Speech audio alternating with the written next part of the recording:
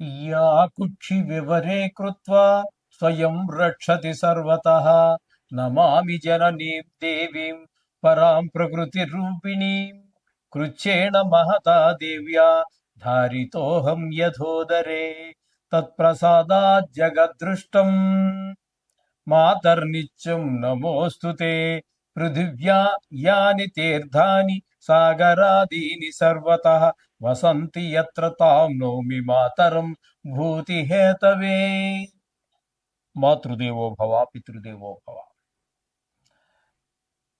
ఇప్పుడు మనము మార్చి నెల 2026 సంవత్సరంలో ద్వాదశ రాశుల వారికి గోచార ఫలితాలు ఏ విధంగా ఉన్నాయో సశాస్త్రీయమైన పద్ధతిలో మనం తెలుసుకునేటటువంటి ప్రయత్నం చేద్దాము. వృశ్చిక రాశి వారికి మార్చి నెల 2026 సంవత్సరంలో గోచార ఫలితాలు ఏ విధంగా ఉంటాయో సశాస్త్రీయమైన పద్ధతులు తెలుసుకునే ప్రయత్నం చేద్దాము. ఇక్కడ ఈ వృశ్చిక రాశి వారికి చతుర్థ స్థానంలో 4 గ్రహముల యొక్క సంచారం జరుగుతోంది. రాహు పూర్తి నెలంతా ఉంటున్నారు, బుధుడు పూర్తి నెలంతా ఉంటున్నారు, కుజుడు పూర్తిగా నెలంతా కూడా చతుర్థ స్థానంలోనే సంచారం చేస్తూ ఉన్నారు, రవి 14 రోజుల పాటు సంచారం చేస్తూ ఉన్నారు. తదుపరి సంక్రమణం చేసి పంచమ స్థానంలోకి వెళ్తున్నారు. అయితే ఇక్కడ మొదటగా మనం రవిని గురించి చెప్పుకుందాం. 2 స్థానాల్లో సంక్రమణ ద్వారా 2 స్థానాల్లో సంచారం కాబట్టి ఇక్కడ చతుర్థ స్థానం అయినటువంటి కుంభంలో సంచరించే కాలంలో మనకి తల్లిగారి విషయంలో ఆరోగ్య విషయం కానివ్వండి, ఆవిడ ఆలోచన ధోరణిలో కానివ్వండి, వారి యొక్క ఆశీర్వచనాల విషయంలో కానివ్వండి, ఆ తల్లిగారి విషయంలోను, విద్య విషయంలోను, భూమి విషయంలోను, గృహ విషయంలోను, మనకి వాహన విషయంలోను, మన స్వభావం కూడా, వీటి విషయాలన్నింటిలో కూడా మనకి 4వ స్థానంలో ఉన్నప్పుడు ఒక్క బుధుణ్ణి వదిలితే రాహువు, కుజుడు, రవి కూడా ఇవే ఫలితాలు ఇస్తూ ఉన్నారు. ఇది 4వ స్థానం భూమికి, వాహనాలకి, గృహాలకి సంబంధించింది, విద్యకి సంబంధించింది కాబట్టి ఇక్కడ వీరు కూడా పిల్లల విద్య విషయంలో తగు జాగ్రత్తలు తీసుకోవాలి. అలాగే ఈ రియల్ ఎస్టేట్ వ్యాపారులకి ఏ మాత్రము కూడా అనుకూలమైనటువంటి కాలం కాదు. ఇది ఒకటి గమనించుకోండి. ఇకపోతే పంచమ స్థానంలో శని భగవాన్ యొక్క సంచారం, ఇది కూడా మన సంతానం మీద దుష్ప్రభావం చూపిస్తుంది. అక్కడే శుక్రుడు 25 రోజుల పాటు మీకు పంచమ స్థానంలో ఉన్నారు. ఆయన మాత్రం పిల్లల అభివృద్ధికి ఆయన కాంక్షిస్తారు, దానికి సహకరిస్తారు కూడా. వారికి ఏదైనా దైవదత్తమైనటువంటి లలిత కళల్లో ప్రవేశం ఉన్నట్టయితే వారికి ఒక మంచి మార్గాన్ని కూడా చూపిస్తూ ఉంటారు. ఇకపోతే తదుపరి 6 రోజుల పాటు షష్టమ స్థానంలో సంచారం శుక్రుడు. ఆ 6 రోజులు మాత్రం షష్టమ స్థానంలో కొంచెం ఆ పిల్లవాళ్ళకి జలుబో, దగ్గో, జ్వరమో రావటం ఇలాంటి పరిస్థితులన్నీ కల్పిస్తూ ఉంటాడు. ఒక 6 రోజులు మాత్రం, 25 రోజులు మాత్రం అనుకూలమైన ఫలితాలు. ఇక రవిని కనుక తీసుకున్నట్టయితే ఆయన కూడా ఒక 15వ తారీఖు నుంచి నెలాఖరు వరకు అక్కడే సంచారం చేస్తున్నారు. 5వ తారీఖు 5వ స్థానంలో. కాబట్టి ఇక్కడ వీరు కూడా ముఖ్యంగా ఈ సంతానం మీద దుష్ప్రభావాలు చూపిస్తూ ఉన్నారు. కాబట్టి పిల్లల విషయంలో జాగ్రత్తగా చూసుకోండి. ఈ రియల్ ఎస్టేట్ వ్యాపారస్తులు, కారు అంటే కార్లు, బైకులు ఇవన్నీ సెకండ్ హ్యాండ్ బాగు చేసుకు అమ్ముకునే వాళ్ళు, లేదా కొత్త అమ్ముకునే వాళ్ళు, వీళ్ళకి ఏమాత్రం అనుకూలమైన పరిస్థితి కాదు. కాకపోతే అష్టమ స్థానంలో గురు సంచారం, ఇది కూడా ఏమాత్రం వాంఛనీయం కాదు. మన బంధువులు, మిత్రులు ఎవరో చనిపోయారనో, లేకపోతే అదే పరిస్థితిలో చనిపోవడానికి సిద్ధంగా ఉన్నారు, ఆరోగ్యం బాగాలేదు, బెడ్ మీద ఉన్నారు, ఐసీయూలో ఉన్నారు, ఇట్లాంటి కొన్ని దుర్వార్తలు వినడం జరుగుతూ ఉంటుంది. అలాగే ధన నష్టం జరుగుతుంది, కొన్ని చోట్ల పరాభవాలు, అవమానాలు కూడా జరిగేటువంటి అవకాశం అంతా కూడా గురువు అష్టమ స్థానంలో సంచారం వల్ల కలుగుతోంది. ఇకపోతే దశమ స్థానంలో కేతుగ్రహ సంచారం ఉంది చూసారా.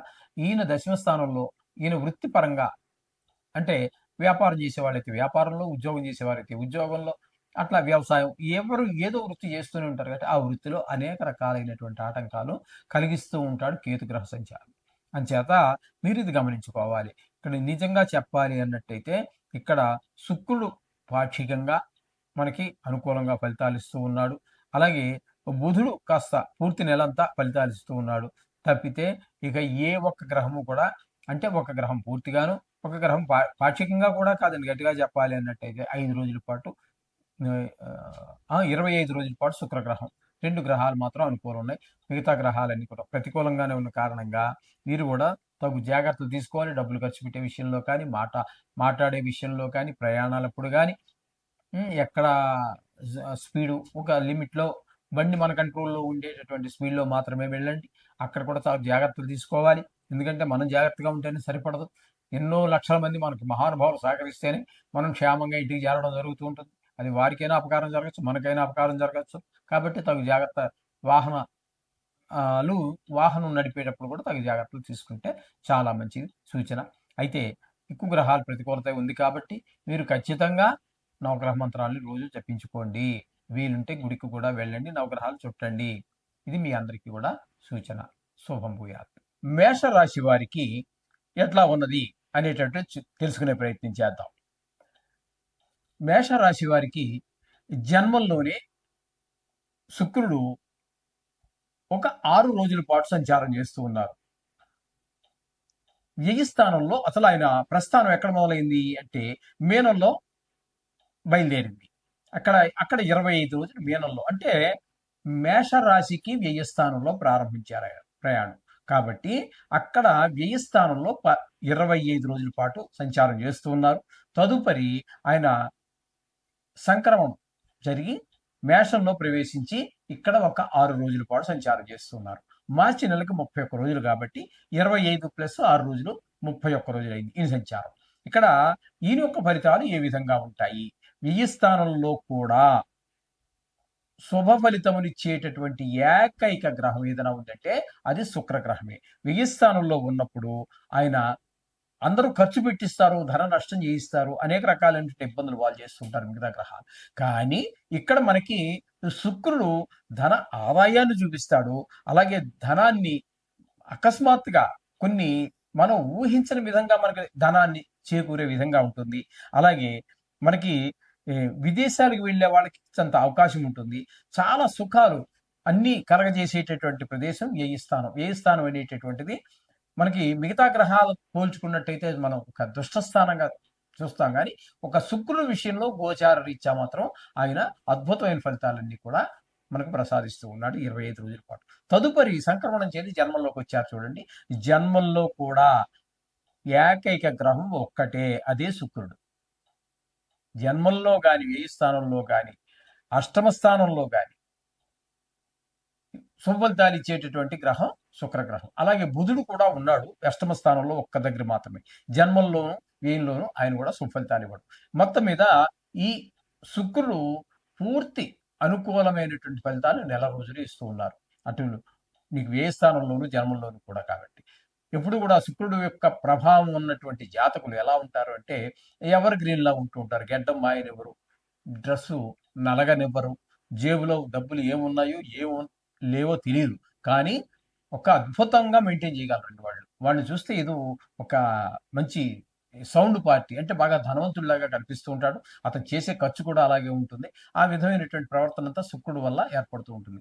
అలాగే ఈ లలిత కళలకు సంబంధించి ఏమైనా ఉన్నట్టయితే వాళ్ళు అందులో మరింత రాణించడానికి అవకాశం ఉంటుంది.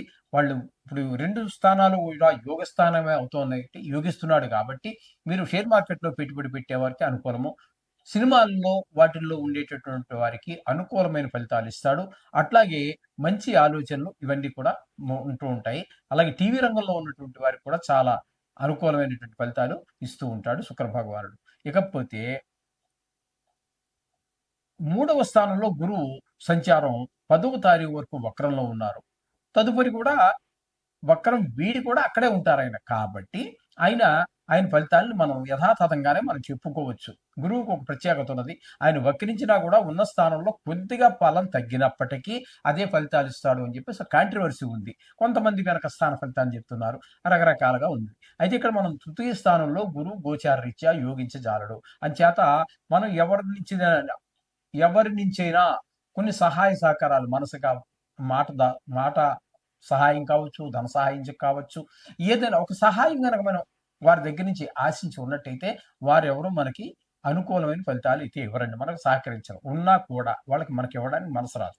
ఈ విధంగా సహకారం లేకపోవడంతో కొంచెం ఒంటరి పోరాటం చేయవలసిన పరిస్థితి ఏర్పడుతూ ఉంటుంది గురువు వల్ల. ఇకపోతే వీరికి పంచమ స్థానంలో కేతుగ్రహ సంచారం జరుగుతుంది. ఈ పంచమ స్థానంలో కేతుగ్రహ సంచారం ఏ విధమైన ఫలితాలు ఇస్తుందండి అంటే ఇక్కడ ముఖ్యంగా సంతానం మీద దుష్ప్రభావం చూపిస్తుంది. వారు చదువు మీద శ్రద్ధ తగ్గటము, ఆటల మీద శ్రద్ధ పెరగటము, ఆటల్లో ఆడేటప్పుడు పిల్లలకి గాయాలు అవటము ఇవన్నీ సహజంగా ఉంటాయి. అదే ఇంటర్మీడియట్ ఆ రేంజ్లో చదువుతున్నటువంటి పిల్లలైతే, డిగ్రీ అవి చదువుతున్న పిల్లలైతే వాళ్ళకి వయసు పెరుగుతుంది.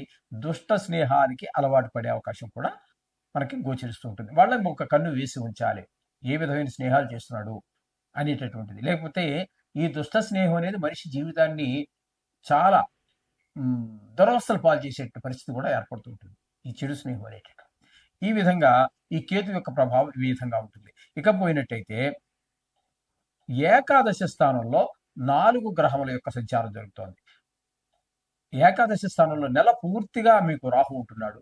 ఆ ఏకాదశి స్థానంలో ఉన్న కారణంగా ధనానికి ఏ విధమైనటువంటి లోటు రాదు.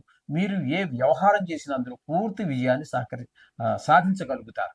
అలాగే ధనానికి ఎట్టి పరిస్థితుల్లోనూ కూడా లోటు వచ్చే పరిస్థితి కనబడదండి.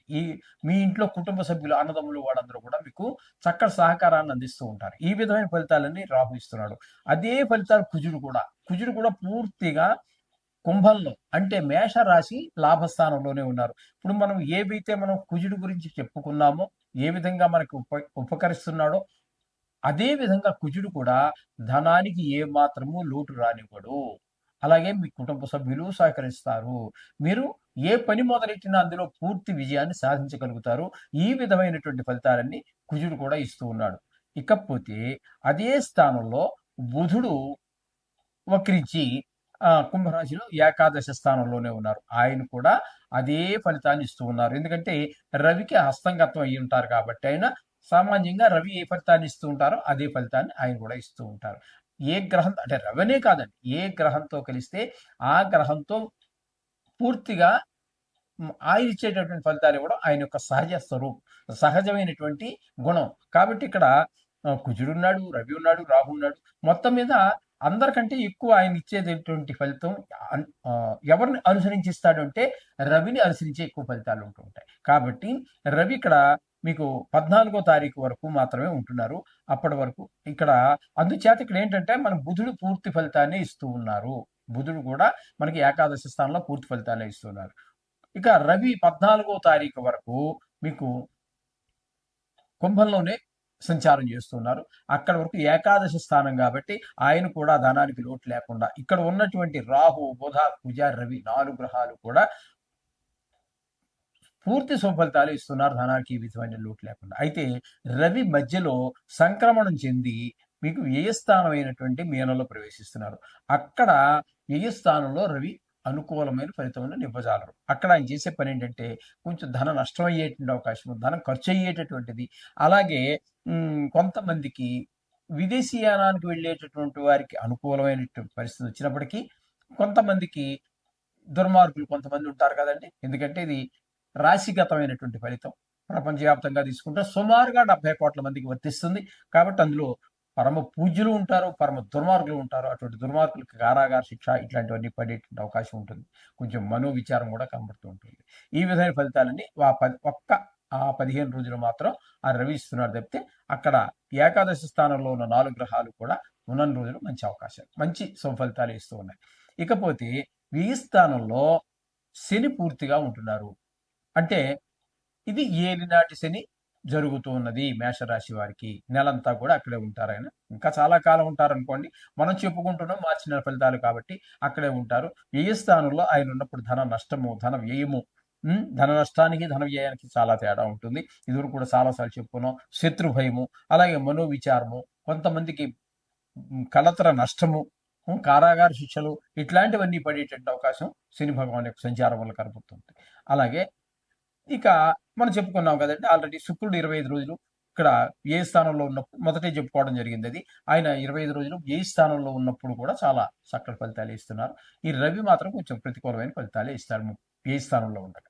ఈ విధమైన ఫలితాలన్నీ కూడా మనము మేషరాశి వారికి చెప్పుకోవలసి ఉంటుంది. అయితే మొత్తంగా వీరికి చెప్పాలి అన్నట్టయితే శుక్రుడు పూర్తి అనుకూలంగా ఉన్నారు. అలాగే రాహు పూర్తి అనుకూలంగా ఉన్నారు.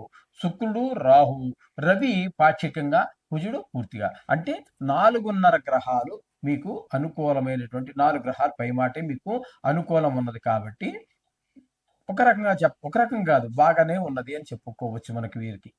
ఈ విధంగా ఈ మేషరాశి వారికి మంచి ఫలితాలు వచ్చేటువంటి అవకాశం ఉన్నది. అయితే కొన్ని గ్రహాలు ప్రతికూలంగా ఉంటాయి. వాటికి మనం కొన్ని సంవత్సరాలుగా మనం చెప్పుకుంటూనే ఉన్నాం. నవగ్రహాలకు సంబంధించిన శ్లోకాలు కానివ్వండి, ఇక మీరు దేని దగ్గరికి వెళ్ళినా నవగ్రహాలకు సంబంధించి దీనికంటే పెద్దగానే ఉంటాయి కానీ చిన్నగా అయితే ఉండవు. విష్ణు సహస్రనామ పారాయణ అద్భుతం. కానీ అదంతా గంట సేపు దగ్గరగా 40 నిమిషాలు, 50 నిమిషాలు ఉంటుందది. అలాగే ఈశ్వరాభిషేకం గంటన్నర, 2 గంటలు ఉంటుంది. అది ప్రతిరోజు మనం చేసుకోవాలంటే అది రోజు చేసుకునేటటువంటి ఇంట్లో పంచాయతనం ఉన్నటువంటి వారికి మాత్రమే సాధ్యపడుతూ ఉంటుంది. శివలింగం పెట్టుకున్నటువంటి వారికి. అది దానికి నమక చమకాలు ఇవన్నీ రావాలి. మీకు వచ్చినా రాకపోయినా, విద్యావంతులు కాకపోయినా కూడా మీకు అన్నిటికీ కూడా ఈ నవగ్రహ మంత్రాలు చాలా సూక్ష్మంగా మనకి సత్ఫలితాన్ని ఇచ్చేటువంటి అవకాశం ఉన్నది. కాబట్టి నవగ్రహాలు పూజించండి, సర్వశుభాలు పొందండి.